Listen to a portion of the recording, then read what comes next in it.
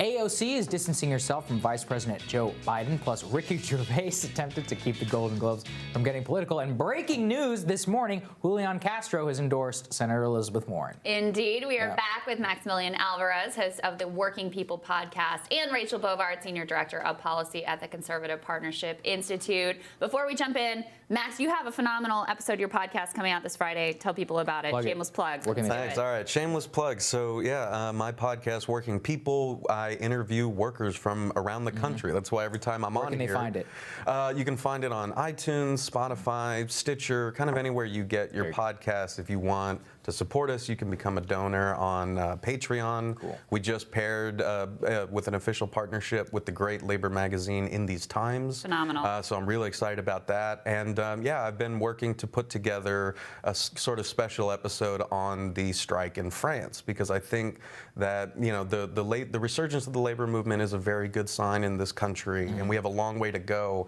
But I think to learn from the past, what we really need to do is focus on building international worker solidarity, and I think that's the message that comes through when you talk to French workers. What you're doing is extremely important. I'm a major consumer of the product, so thank you for doing it.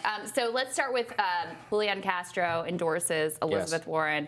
I saw a really dumb tweet from Nate Silver who's like, "This is just like when AOC endorsed Bernie Sanders." Well, Rachel, racially, yes, that's true. Yes, Nate, according to Nate Silver, every Hispanic is the same. But apparently, but again, Julian Castro, maybe Elizabeth Warren is the new Hispanic candidate. She likes to sort of pick and choose her solidarity. With the DNA test. I think Rachel, what this shows to me is that this Julian Castro was a left culture warrior in this race, right? On the issue of transgender, and particularly on the issue of immigration. Decriminalizing illegal border crossings was a signature thing. It makes perfect sense to me that the left-wing culture warrior would endorse Elizabeth Warren. I think she's the perfect candidate for that.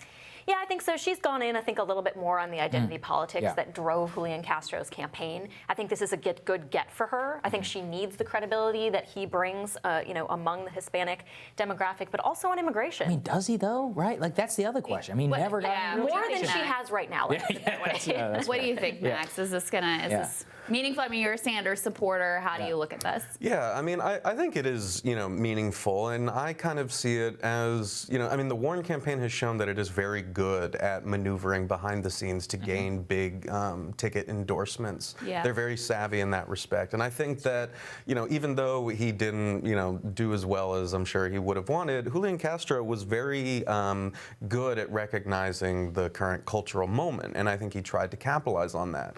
And, he put forth a lot of talking points that I think a lot of progressives really responded to and agreed with. But, it felt, I think, to a lot of people somewhat disingenuous when you looked at kind of the length of his record in comparison to someone like Bernie Sanders. And I think that this is kind of the story of the election so far, right? Is like in 2016, everyone was, and this goes to what AOC was saying about Joe Biden, everyone was saying that the progressive wing was not kind of the true Democratic wing. And now in 2020, everyone's trying to emulate, some, form of Bernie Sanders politics.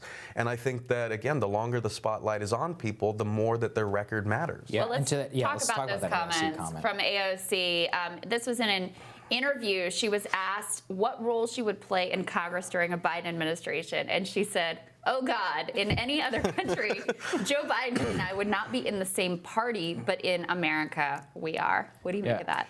Well, my biggest question for her right now is if Joe Biden is the nominee, what is she going to do? Yeah. Right? Because at the end of the day, political power is still political power. They're all going to campaign for him. Right. And so I'm curious about that. But, again, it goes to this idea that there's definitely now these two wings of the party. One is focused on electability and the other is focused on capturing, I think, and representing that populist rage. And she does that.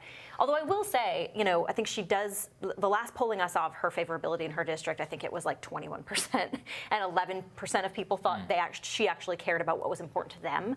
So I do think she has to hedge a little bit here. But you see, you see the enthusiasm where she's been going out and campaigning with Bernie in Iowa. You see the way that crowds come in for her. You see the enthusiasm she sparks around the country. And of course, she did something right in her district to take out a guy who no one thought could She's a national figure. Could be beat. Right? Yeah, and she has, it's incredible how she herself has changed the conversation in the Democratic Party. So in a Joe Biden administration, she would probably be a major thorn in his side demanding much more than he wants to ultimately do.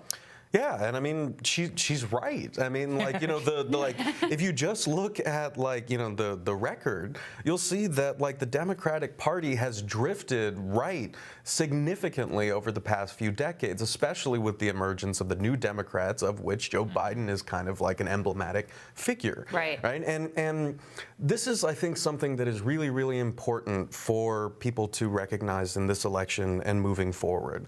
Right. I mean, like, it's hilarious to me that whether it's Bernie Sanders or AOC, the kind of Democratic establishment and the pundit class has been kind of tarring and feathering them as not real Democrats. Meanwhile, Biden is out here kind of saying that he would have a Republican kind of running mate. Yeah. Right? And meanwhile, the Democratic establishment, when they do win, they show time and again that they are more concerned with appeasing Republicans than fighting for the millions of working people that they claim to represent. Yeah. And I think that I want people to realize that it doesn't have to be this way, and it was not always this way, no matter what the establishment tells you, right? There's an old philosophical kind of mind trick or mind game called, like, the ship of Theseus, right? And just indulge me for a quick second, where it's basically like if you send a ship out in the ocean and one by one you replace the pieces of that ship to the point that there is no longer an original part of that ship, is it the same ship?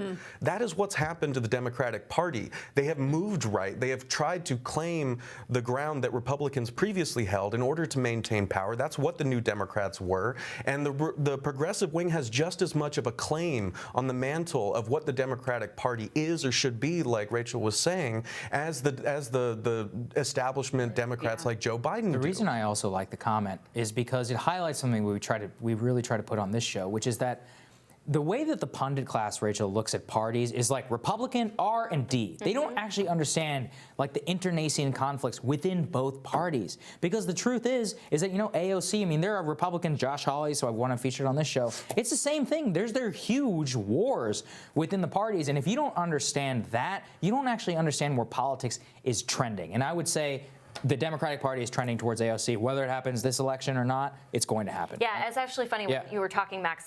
You could have been talking from the right. Yeah, exactly. We both have the same, I think, conflict with our party, and so I've always appreciated you guys. Actually, you get sort of the struggle that exists on the right and the left with these sort of anti-establishment wings. Yeah, indeed. All right. So I mean, at the same time, Golden Globes were last night. Yeah, I wanted to highlight this because honestly, it had me rolling on the floor laughing.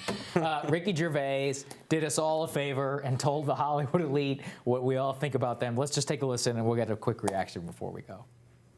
So, if you do win an award tonight, don't use it as a platform to make a political speech, right? You're in no position to lecture the public about anything. You know nothing about the real world.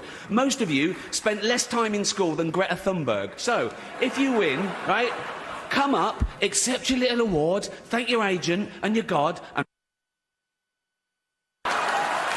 so it's already 3 hours long. Well said, Ricky. Well said. I don't know, Rachel. I mean, it's glorious. He also made an Epstein didn't kill himself joke. Yeah. He was like, I know he was your friend. You all had to find other transport. Well, I mean, people love watching people get told off, especially people who like lecture them all the time. Like I'm the oldest of 4 kids. Our favorite form of sport was like watching the others get wailed. Oh, Yeah.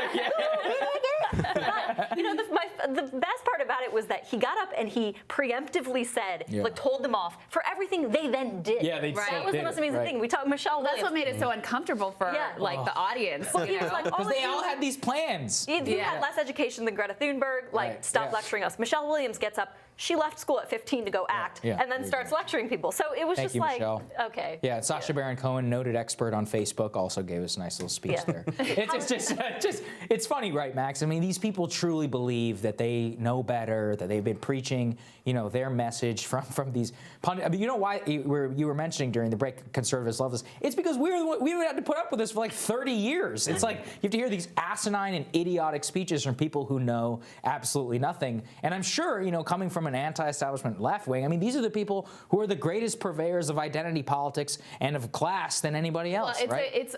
There's a great corporate capitalist critique in there as well. Of like, if ISIS started a streaming service, y'all be calling your agent. But Apple's fine. Listen, I mean, as a program that depends on Google and YouTube, I don't want to throw too many stones, Google. but I'll let you. Well, no. I mean, I think that's a really important point, right? I mean, because I agree with pretty much everything that Ricky Gervais says, and it was not lost on me that a lot of conservatives did as well. I mean, PragerU was tweeting about this, and I mean, it's a sad day when I'm retweeting PragerU. I didn't actually, right. I mean, the thing that I take away from this, and this is coming from someone who grew up in Southern California and who, within my own family, and we also got whooped and watched each other and laughed about it too. Within my own family and within a lot of the people that I grew up around, right? Yeah, there was that same sort of animosity towards kind of the Hollywood elite, especially insofar as they embodied this sort of like progressive political vanguard. And I think that, this is kind of the critique that we're starting to push towards the media establishment writ large, because that's what this really speaks to, right? I think even though he's part of it, I think that's what Ricky Gervais put his finger on, and what a lot of us have been trying to say, which is that for the longest time, the fact that Hollywood actors were the most visible mouthpieces for anything vaguely progressive on the political spectrum speaks to how hierarchically organized and concentrated influence has been in this kind of capitalist media system, and people are sick and tired of that. And when I think a lot of I don't like PragerU. PragerU is bad. And when they are celebrating this, it's because they want those progressive views snuffed out. What I agree with and what I think is important about this is that it says how it makes the case for alternative media and for media that is more democratically organized, more bottom up, more focused on the real lives and struggles of working people. And that's the kind of stuff that we should be supporting, whether it's this show, whether it's podcasts like mine, whether it's alternative, left-leaning magazines or independent magazines on any side of the political spectrum. We have the capacity, just like we have the capacity to rewrite the kind of norms of the democratic political establishment. We have the capacity to change the media ecology in this country. What we see is people more and more voting with their views and their clicks. Places like you watching this show. Appreciate you guys both. Thank you guys. I really appreciate it. Tomorrow on Rising, after Bernie Sanders' recent surge, we're going to get an update from his senior advisor, David Sirota. And as Senators Mitch McConnell and Chuck Schumer debate the logistics for an impeachment trial, we're going to have a debate of our own with Scott Dworkin on impeachment. Everybody have a fabulous day. We'll see you back here tomorrow. See you tomorrow.